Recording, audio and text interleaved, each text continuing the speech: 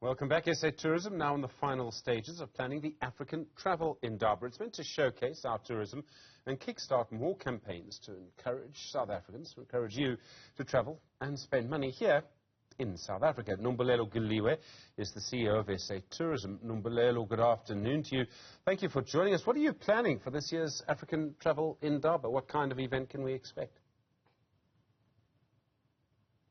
You will. What are we planning? We're planning a trade show where our exhibitors and buyers can meet and do business. We are expecting more than 990 exhibitors with just over 800 buyers who will then meet to do the business of tourism. The key thing for us with this event is the economic impact of Indaba, where after the trade show, we feel the economic impact even after the 3-day show. We've seen all sorts of issues in our tourism industry. There was the pandemic, of course, which was very difficult. Has our industry, has it now recovered? Is it still recovering?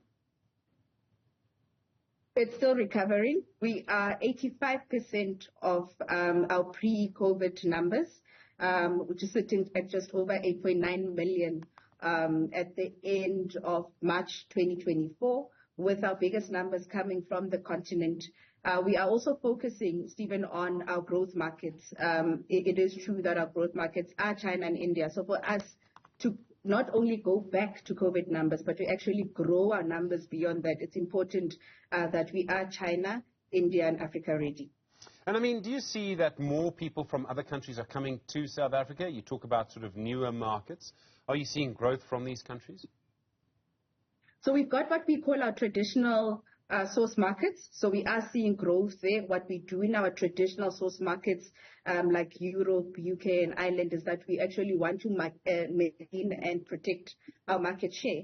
But then it's also important if we want to just grow arrivals to South Africa, including the spend to SA, thereby contributing positively to our GDP, it's important that we then also tap into those other markets that I've mentioned, which are China, India, and some of the African countries. And I mean, when people come from these countries, where are they going? I mean, I presume some of them are going to the sea, some of them are going to maybe the Kruger National Park. I mean, there's a huge amount to see in South Africa, of course.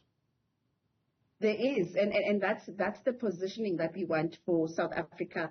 We are selling South Africa as a diverse landscape where our tourist needs can be met. We always say we've got 9 beautiful provinces where there is so much to discover, from cultural tourism to the beach, like you mentioned, to agri-tourism, which is something that we've learned that will actually grow our market share in the global tourism sector. So where are people going? We've got a high repeater rate. So they'll go to your traditional experiences where they'll have the beach experience as well as the safari.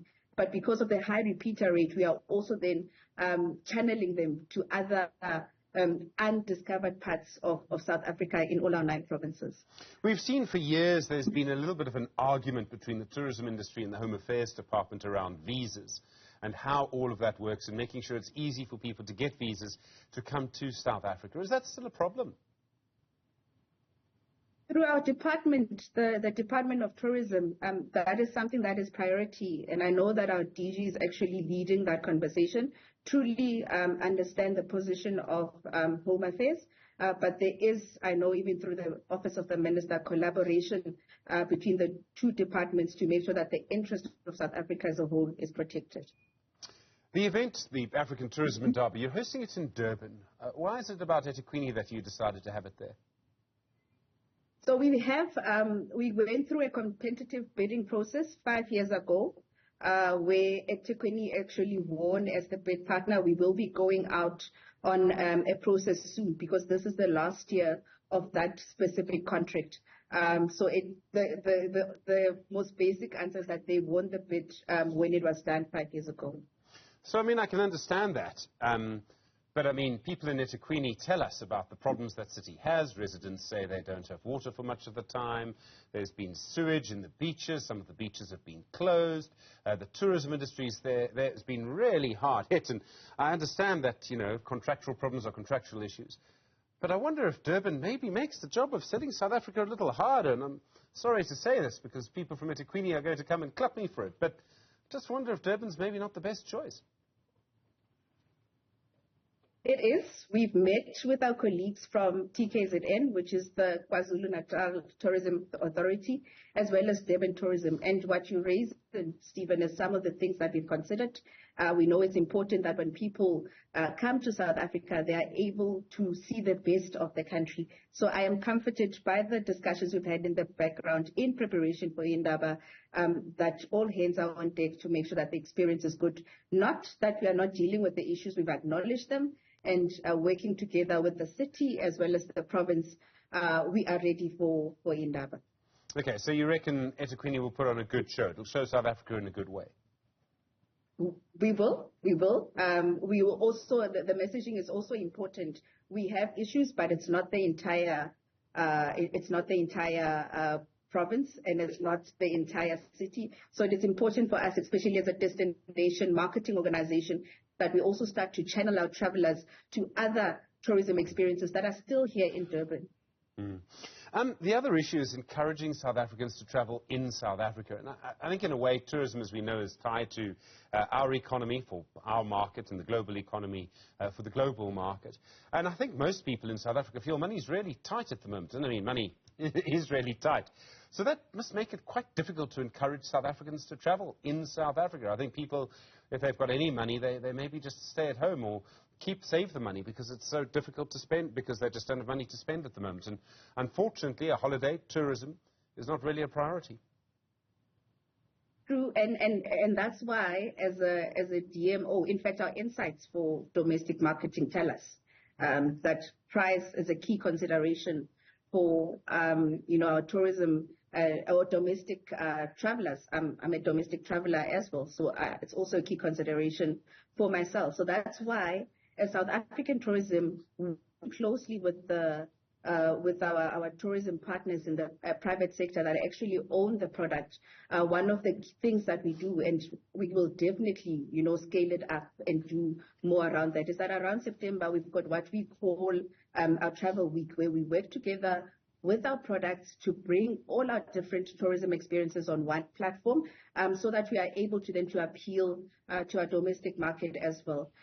We also have, as part of the domestic marketing initiatives, something that we call starting to influence conversion. So that also looks at price point and how do we bring packages to our South Africans in at a price point that is affordable, because we understand that the work that we do is dependent on disposable income.